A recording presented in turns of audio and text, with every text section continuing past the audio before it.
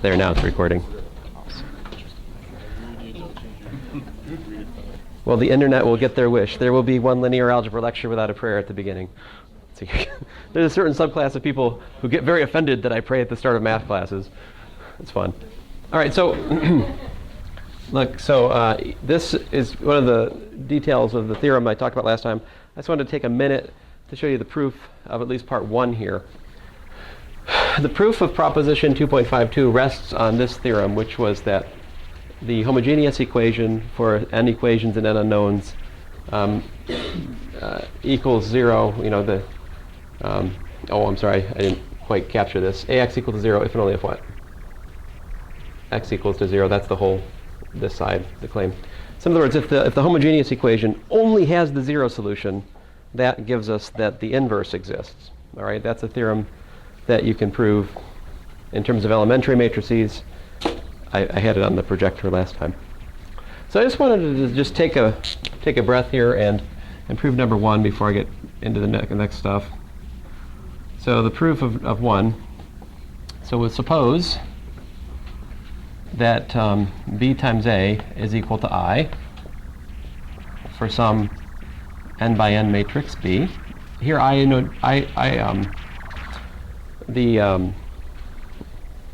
think I actually need to assume we're working over a field, because otherwise I can't do row reduction. All right, so sorry about that. This should probably should be F. All right, so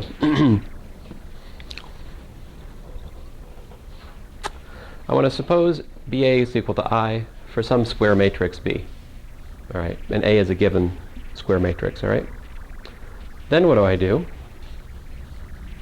Well, I look at B. Let's see. Next, I'll suppose that AX is equal to 0. Right? If I can show that X has to in fact be the 0 vector, then by theorem 2.5.51, I know the inverse exists. Right? So what do? I just multiply this by B. And then I get what? I get BAX is equal to B times 0. What's B times 0? It's 0 again. But what's B times A? Right? BA is equal to I. Thus BAX is equal to IX is equal to X. So therefore X is equal to 0. In other words, X equal to 0 is the only solution to the homogeneous equation for this A. Therefore what? Thus, by theorem 2.5.51, A inverse exists. Right, and what does that mean? That means that A times A inverse is equal to the identity, and what? A inverse times A is equal to the identity.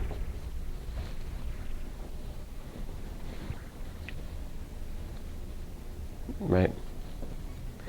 So then what I can do is I can go, okay, so I want to show that AB is equal to I, right?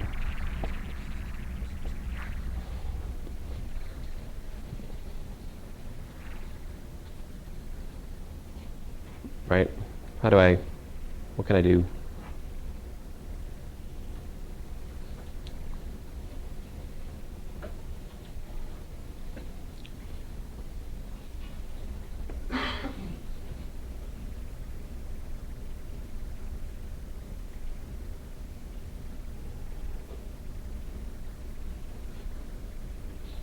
I guess there's various ways I could do this. Why don't I just do, instead of attacking it this way, I'm going to attack it a different way. I'm going to say, okay, so what I know is I know that BA is equal to I, right? And I also know what? I is equal to what? A inverse A, right?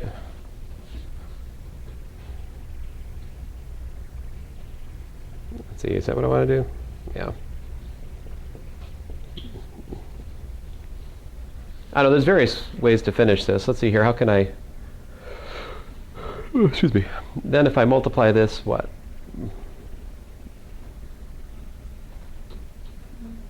By A inverse on both sides, what do I get?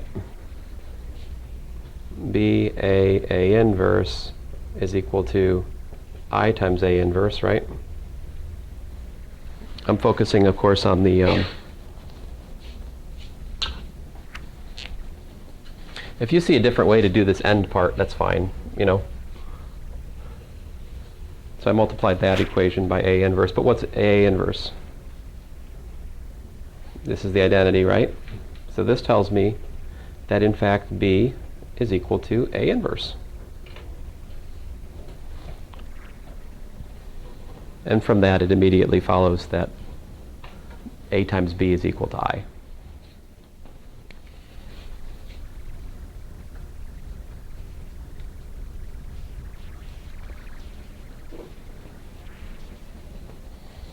Okay, so, you know, the point here is just this. We took the inverse, the definition of the inverse, just to be what it would be logically. It should be a left and a right inverse, right? But once the dust settles and we have this theorem, we don't have to check left and right inverse conditions anymore, right? If you can show that A times B is equal to the identity, that proves that B is the inverse matrix. On the other hand, if you can show B times A is equal to the identity, that shows it's the inverse matrix. Actually, proving that is a little bit technical, and it involves this theorem 2.5.1. So, the other thing I wanted to say, just to follow up on last lecture, so if A inverse exists, right, then AX, well, then the reduced row echelon form, let me just get straight to the point here, of A is equal to what? The identity matrix, right? So, on the other hand, that's also equal to some product of elementary matrices times A. Right? What we talked about last time? So, what would happen if you look at the same elementary matrix, right, times A concatenated with the identity matrix?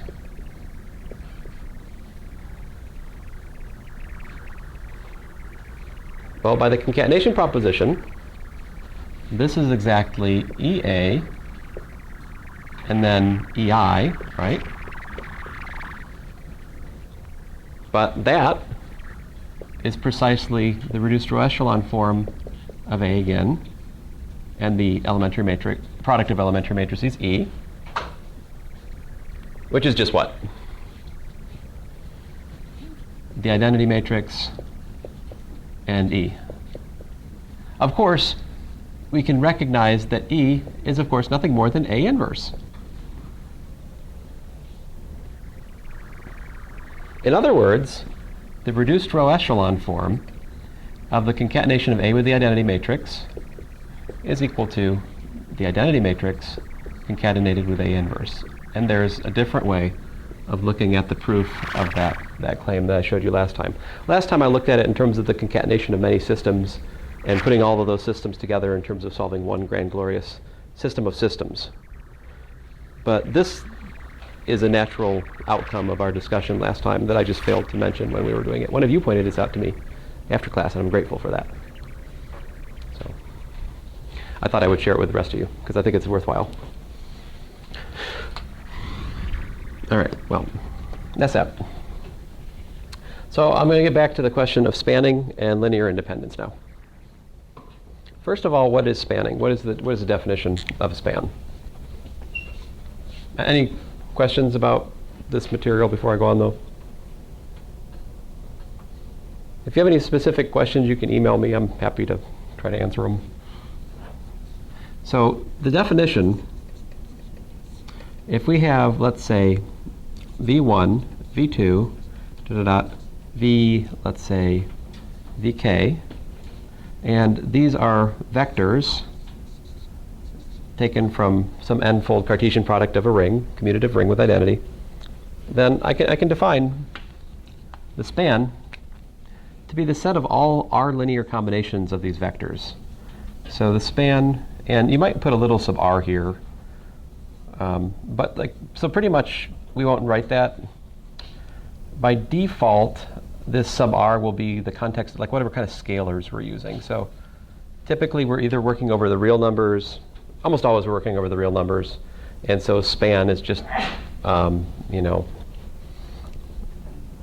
r is equal to the boldface r. All right, so here it is. It's the sum, I equals 1 to k, of c sub I, v sub I, such that ci is an element of r for all I in the numbers from 1 to k. What this is, let me just write this out a little bit in a more expanded form. So what we're looking at here is like C1 V1 plus C2 V2 plus plus CK VK. This is what's known as an R linear combination of the vectors V1 through VK. That's what this is. So the span is the set of all possible linear combinations, all right, of a given set of vectors.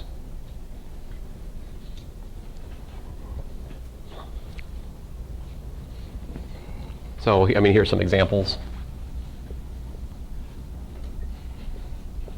If I was to look at the span, let's say of 1, 1, 0, and then 0, 1, 1, that would be, and by the way, again, if I don't write what it is, let's just assume it's the real numbers, all right?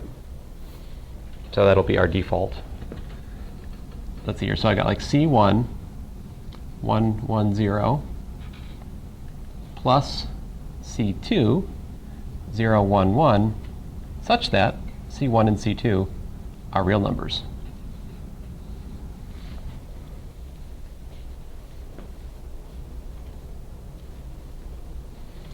I mean, you could simplify this a little bit if you wanted. It's something like what?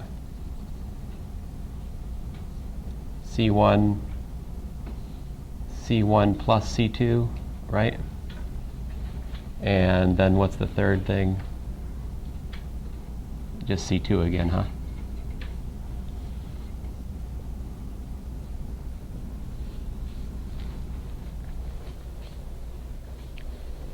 All right, for those of you who had calculus, I shouldn't talk about that.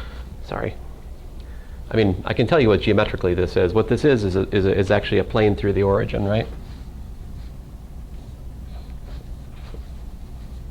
And there's vectors in that. In particular, there's like this 1, 1, 0 vector somewhere in there, and there's this 0, 1, 1 vector somewhere else in there, and they actually lie in this plane. And you take all linear combinations of those, you fill out some sort of two-dimensional plane.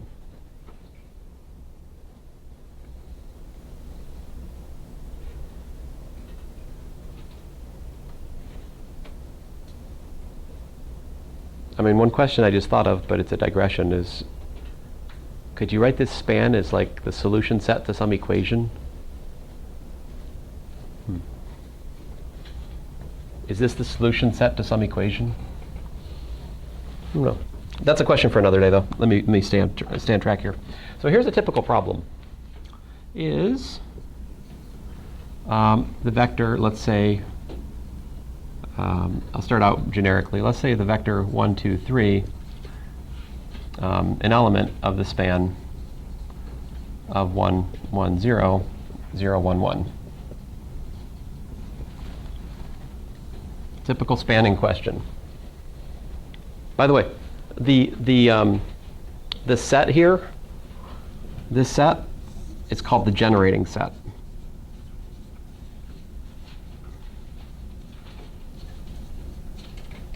Right.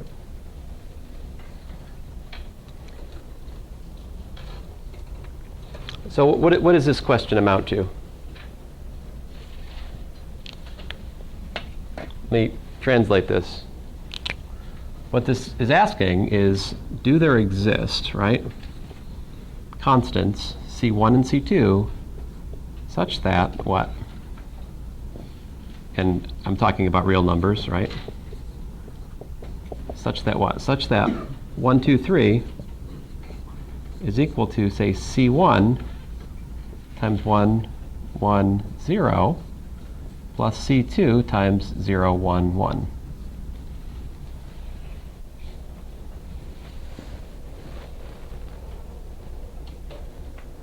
But what is that? Can we translate this? Let me kind of flip it over. What this is C1 times 1, 1, 0 plus C2 times 0, 1, 1 is equal to 1, 2, 3.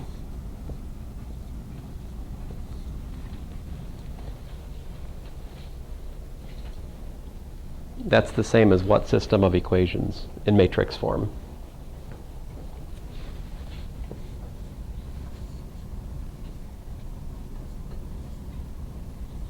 Remember I talked about the outer product and then the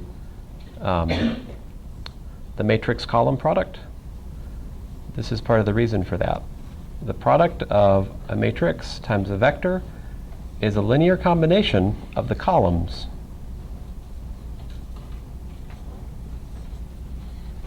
This matrix times that vector is a linear combination of the columns.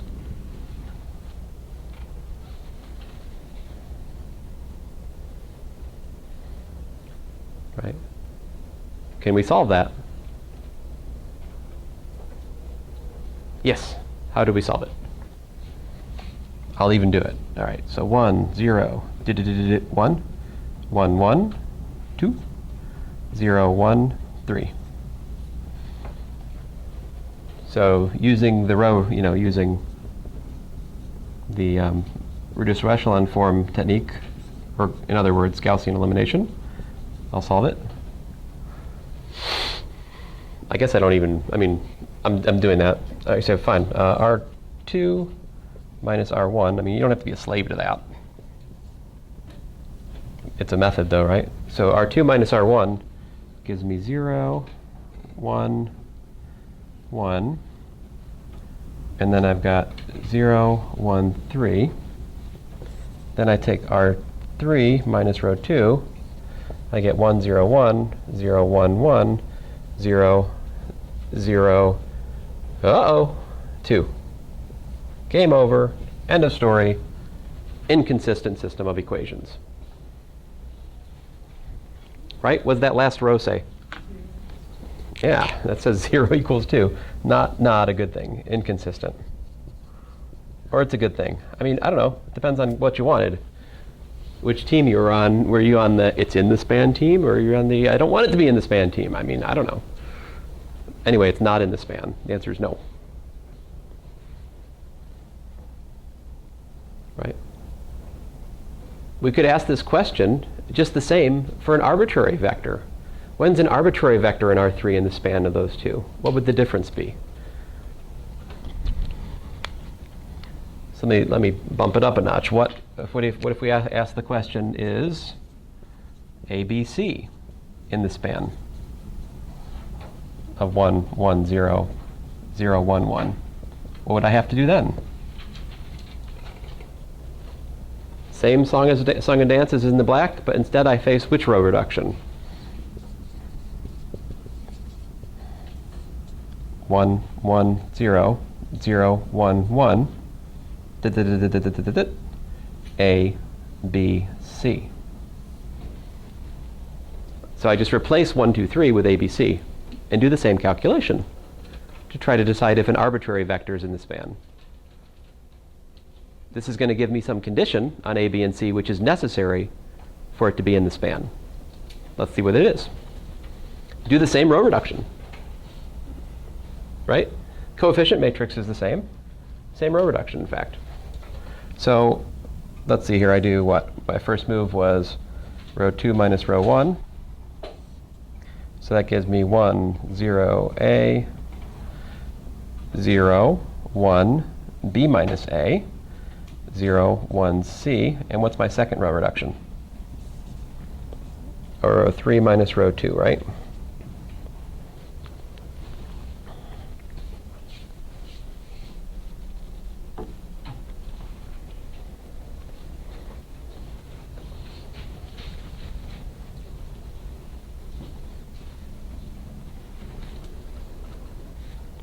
So then what? You get 1, 0, A, 0, 1, B minus A. And then down here we get 0, 0, then what? C minus parentheses B minus A, right? Now that's troublesome. Unless what? Right, so this says that we need that C minus B plus A is equal to 0 is necessary for ABC to be an element of the span of these vectors.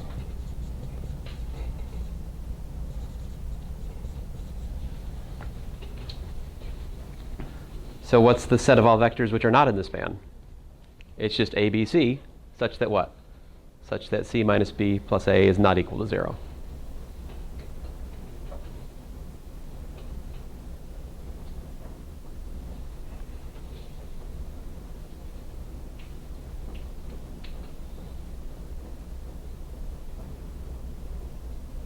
Any questions?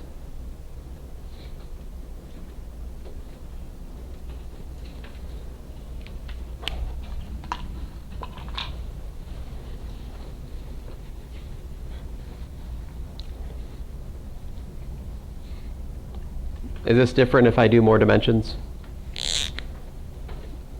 What if I ask the question is, you know, V1, V2, dot, dot, dot, dot, V, you know, is V1 through VK, sorry, goodness gracious, is W, I can ask this question more generally, is W1 through W, say, R, is this a subset of the span of some given set of vectors, V1, V2, dot, VK, right? What would I have to solve then? I would have to solve these equations. I'd have to solve C1, V1 plus C2, V2 plus da da da plus CK, VK equals to, say, W sub J. For J equals to 1, 2, all the way out to however many you got.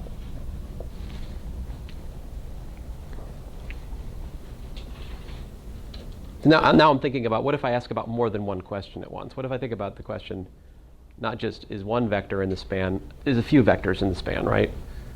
It's the same thing, though. For each vector, we have to solve this equation, which amounts to solving what equation? That's the same as solving the equation V1, V2, VK, times the column vector C1, C2, CK equals to W sub J. But how can I solve many systems at once?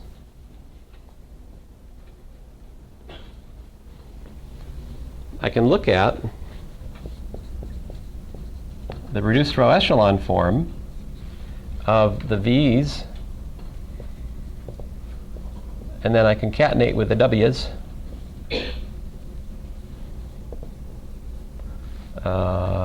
However many there are, R of them, I said. And you can read from this which W's are in the span.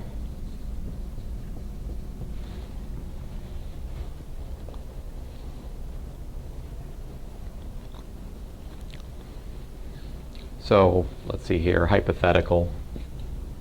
Suppose I find the reduced row echelon form of V1, V2, V3, W1, W2 is equal to the following.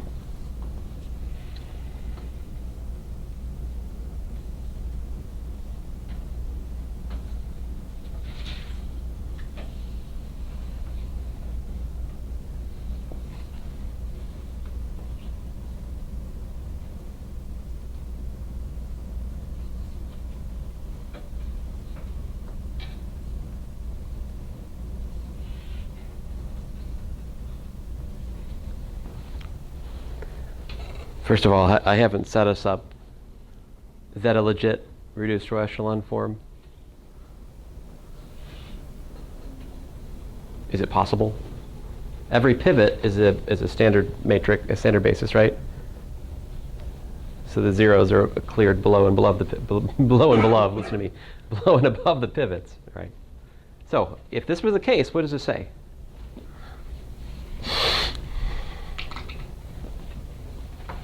I can translate back in the equations,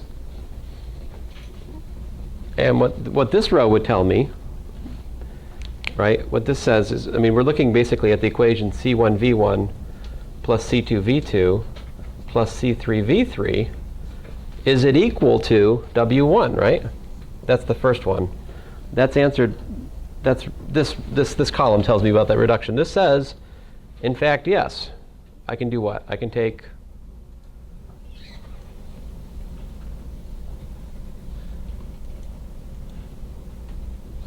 what do I have? I've got like C1 plus C2 is equal to 1, and C3 is equal to 1. So in fact, there's lots and lots of different ways you can get W1. So for example, you could take C1 equal to 1. You could take C2 equals to 0. You could take C3 equals to 1. There's infinitely many solutions in this case.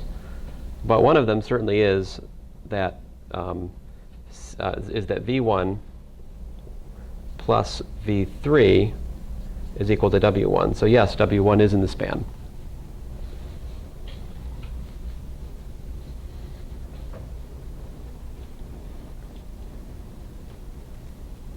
Just translating back the equation that's implicit within that. Now, how about the last column though? If I, instead of putting W1, if I look at the linear combination of V1 through V3 equal to W2, well then I'm in trouble because of the row reduction, right?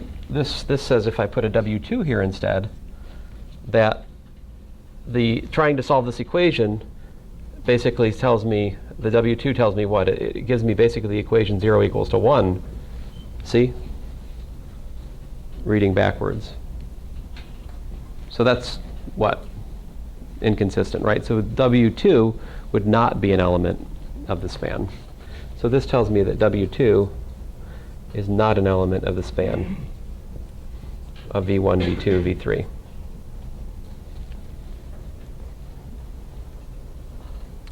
So if we want to answer a spanning question for just one vector, you just can concatenate that vector at the end of the generating set, right? You glue the generating set together as a little matrix.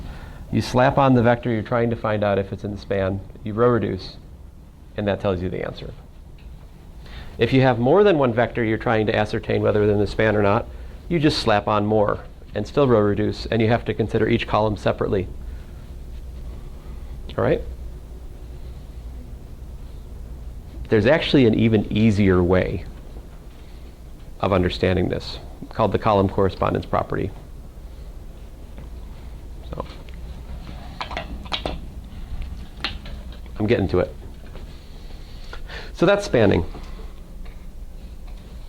You're like, I mean, what you really should take away from this is spanning's not new. This is just a different way to ask you, can you solve a system of equations, right? It's just solving a system of equations again. It's not really that new, except it kind of is. Linear independence then. I gave you the definition of linear independence last time. So what was the definition? S equals to V1 through Vk, let's say, is linearly independent if there does not exist a non-trivial linear dependence amongst the vectors in S.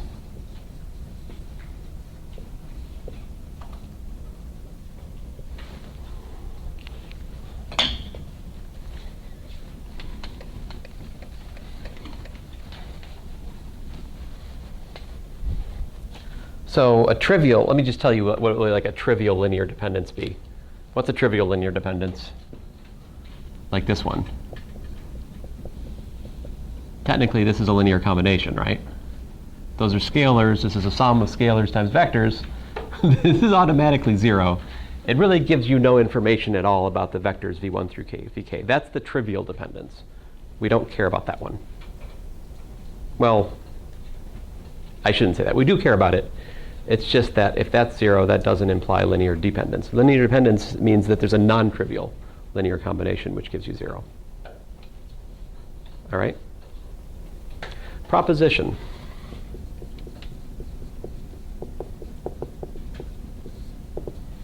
S as above.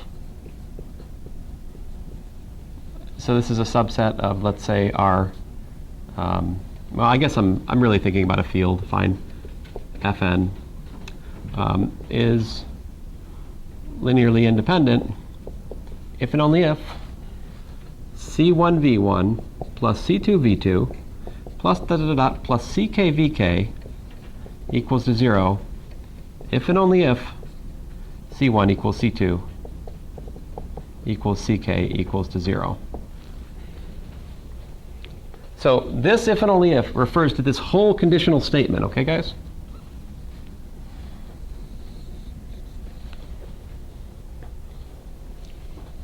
In other words, what's in the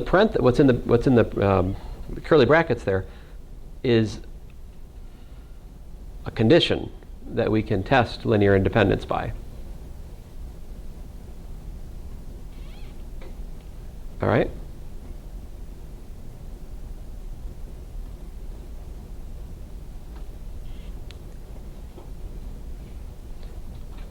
I'm going to delay the proof of this until after the quiz.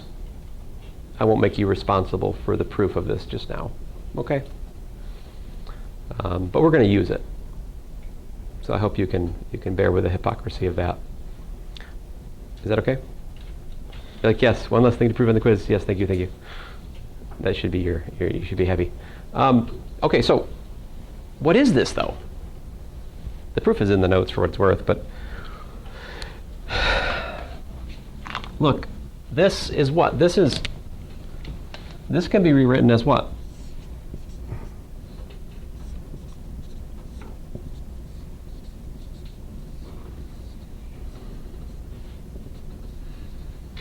This matrix times this vector equals to 0, right?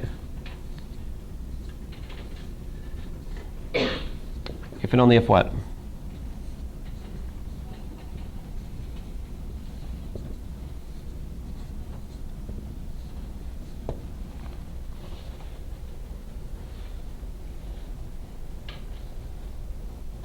In other words, a set of vectors is linearly independent, all right, if and only if, when you glue them together in a matrix like this, the corresponding system of equations, all right, the corresponding homogeneous system of equations has only the 0 solution. That is a matrix theoretic way of saying the same thing. This equation having a 0 solution is to say that a linear combination of the columns equals 0. If there was a non-trivial solution, that would correspond to a non-trivial linear combination of these vectors, which would mean they're linearly dependent.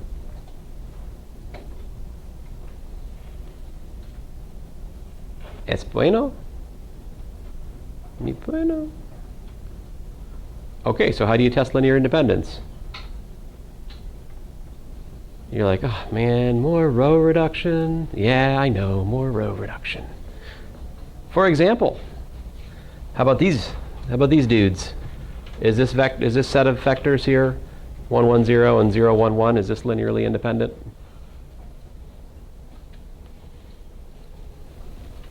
What happens if I put A equals B equals 0, C equals 0? Same reduction, right? I get 1, 0, 0, 0, 1, 0, a 0, a 0, a 0. In other words, C1 equals to 0, C2 equals to 0, bam. Yes, that is a linearly independent set. Okay, so yes, this generating set was linearly independent. Let me try to pick on a nastier example, okay?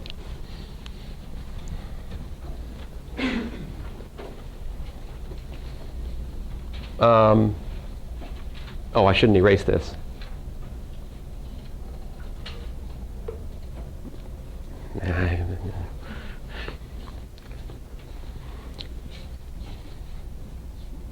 Are we good on this? I'd like to put an example here. Okay.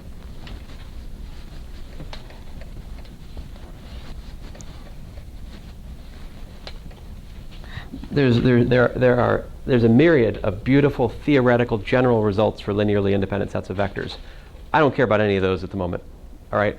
All I'm interested in for us right here, right now, is to carefully and clearly understand the computational approach.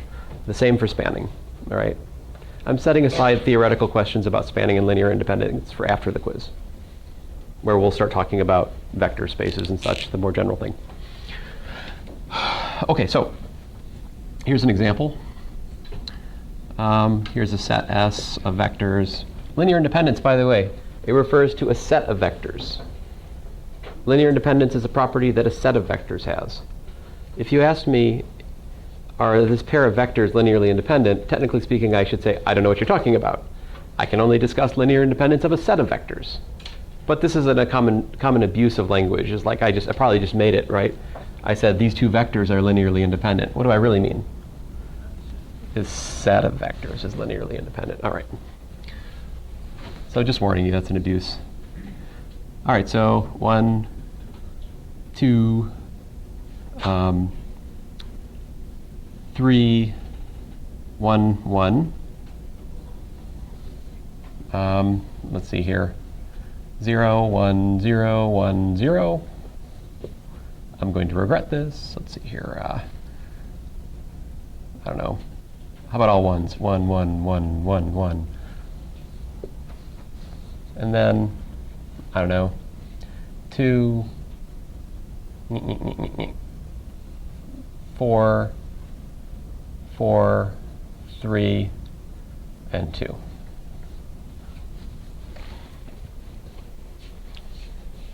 Is this set linearly independent? All right, so short of being clever and knowing how I made the example, so I can just tell you the answer is no, let's go through the method. So what we're looking for is there a solution to the homogeneous equation, right? So if I take these, let me call these V1, V2, V3, and V4. So if I look at A equals to V1, V2, V3, V4, what am I asking the question? I'm just asking the question, does AX equals to 0 if and only if what? Maybe I should use a C here. Is AC equals 0 if and only if C is equal to 0, where C is the C1 through CK. Okay, so I can do row reduction. 1, 2, 3, 1, 1, 0, 1, 0, 1, 0. Why did I do this? 1, 1, 1, 1, 1, 2, 4, 4, 3, 2. Oh, sorry. I haven't earned the right to write that yet. Row reduction, right? So I'll clear out the first one. Row 2 minus 2 row 1. Row 3 minus 3 row 1. Row 4 minus row 1. Row 5 minus row 1. So that will give me 1, 0, a 0, a 0, 0 for the first column. Then I'm going to have to think.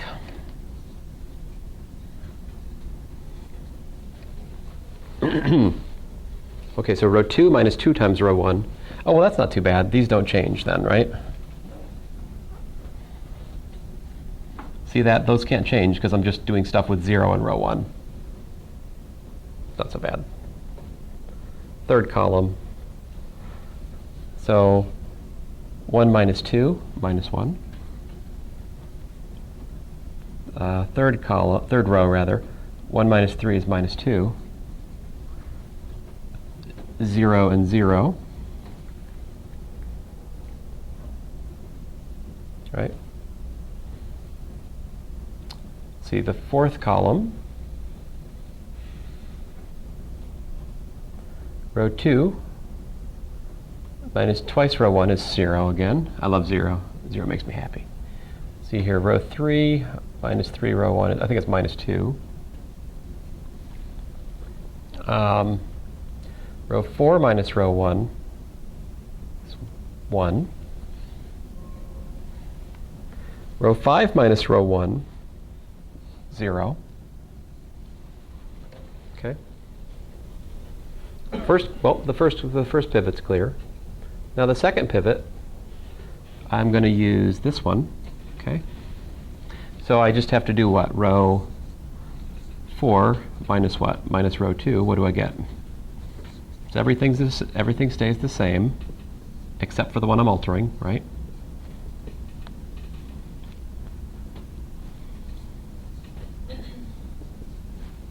And let's see what happens to row 4.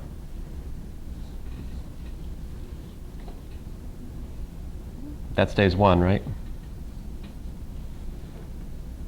Right? Wrong? No?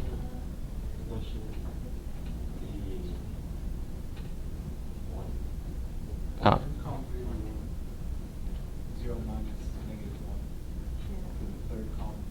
Oh, 1. That's better. I was worried for a second there. Because I know how I made up this example, and it was starting to contradict it, but I know what I was supposed to get to. Okay, so 0, 0, 0, 0. Now we're good? All right, so let me just tell you how this is going to go. Then we get what? So let me just go, we're going to 1, 0, 1, 2, 0, 1, minus 1, 0, and 0, 0, 1, 1, because we can eliminate the other. All right, I'm going to skip a step. That's all right with you guys. And then I can clear these two out. Right, so like row 1 minus row 3, row 2 plus row 3, what do we get?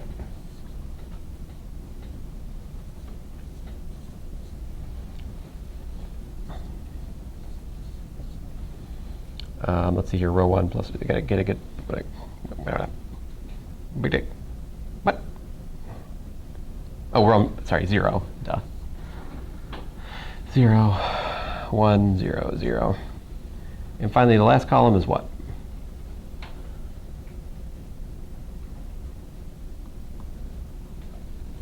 One, one, one.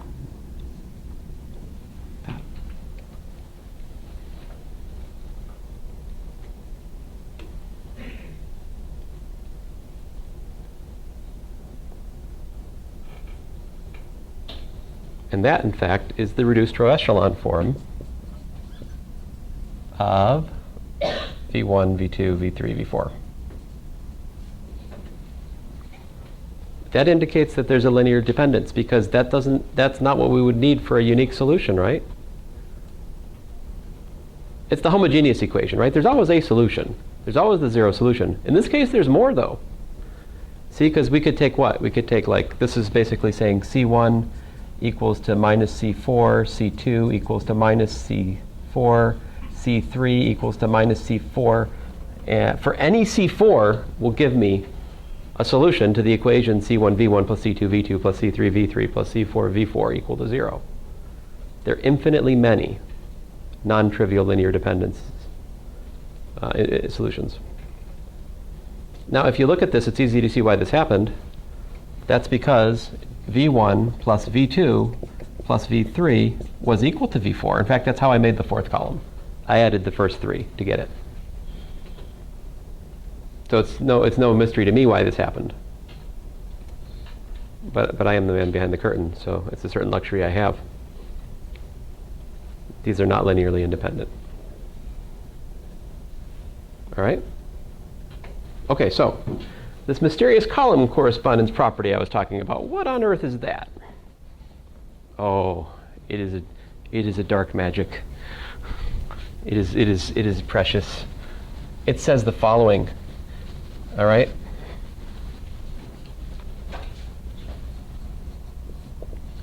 Any linear dependence in the columns of the reduced row echelon form of a matrix are also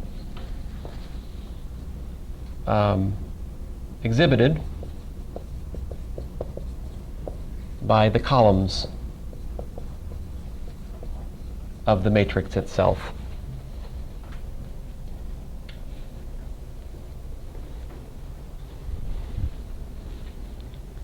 Proof.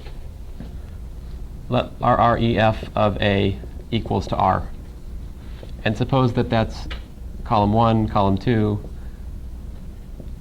all the way out to k columns of the matrix, okay? Well, that's equal to what? That's equal to some elementary product of elementary matrices times A. And let's say the columns of matrix A are A1 through AK, okay? If I have C1 R1 plus C2 R2 plus da-da-da plus CK RK equals to 0, what does that imply?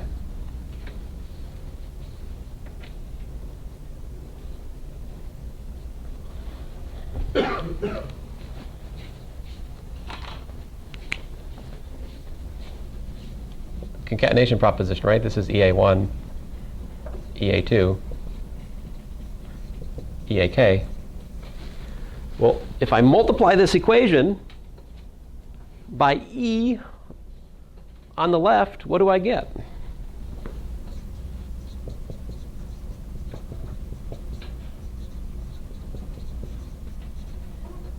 What is that? That's C1, A1.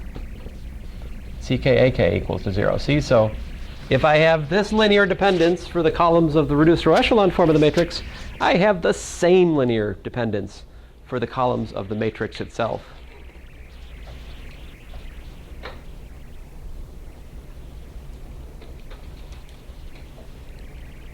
All right? Let me put this into practice.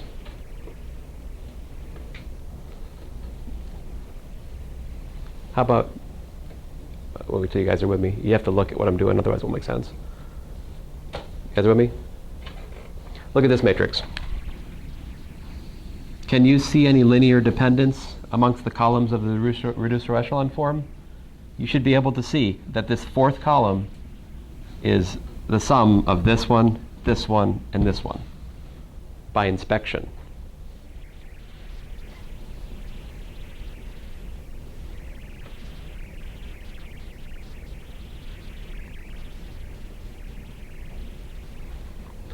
This problem I did over here, right?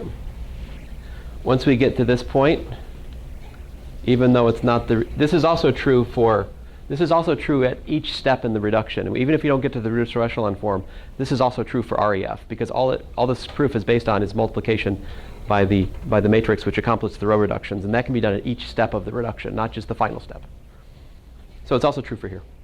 Look at this. Is there any way you can get the third column as a linear combination of the first two? No, you cannot. It's clear from this that you can't do that. That's evidence that this is not in the span of these two. I can see it from the reduced row echelon form of the matrix, well, in the reduced matrix here.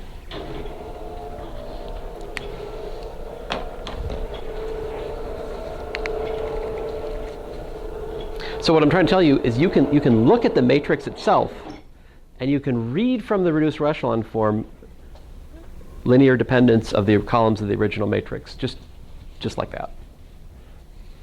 Now I've showed you that, of course, we can understand it in terms of solving equations today, right? But the next step in the thinking is to use this reduced row echelon form. Come on.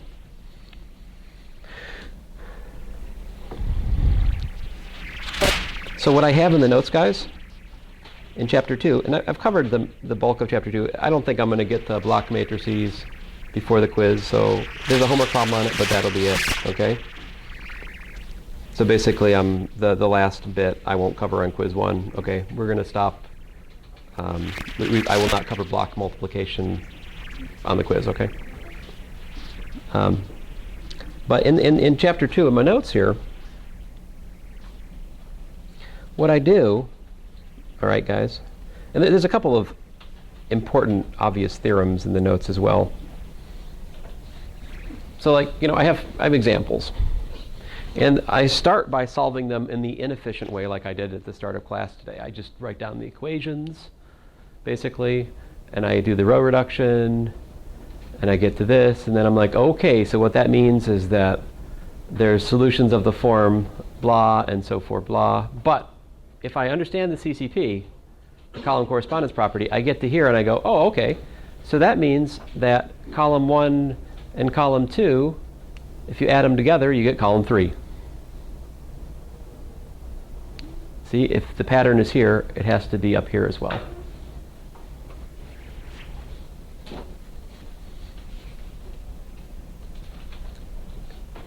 This one, these 4 vectors, I do the row reduction, I get this. Is there any way to get one in terms of another?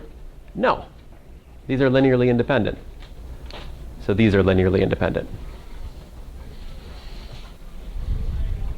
Here's another one. I do these 3 vectors. I row reduce. I get to this. I can immediately read from this that the third column is the second column minus the first column. Is it true? Check it out. The second column minus the first column. 3 minus 1, 2. 1 minus 0, 1. 2 minus 0, 2. 0 minus 3, minus 3. Woohoo! This is the column correspondence property. Would you believe that linear algebra books have been sold costing hundreds of dollars which do not have this clearly put in the book? I had undergraduate linear algebra from such a book. It did not help me when I got to graduate linear algebra. Because the professor thought we knew this, but we didn't. I didn't. Anyway, here's another one. So once you get to this, see this, I can ascertain that column 3 is column 1 plus column 2. Check it out. It's the case, right? That plus that gives me that. And then this tells me that this is, and I can read other things, right? There's more. There's lots and lots of different linear dependencies for more interesting examples. But that is the column correspondence property, as I refer to it, the CCP. And the proof is elementary matrices. And so anyway, that's about all I have to tell you about linear dependent spanning. Have a good weekend. Or not. I don't know. Have a miserable weekend. I can't stop you. Some of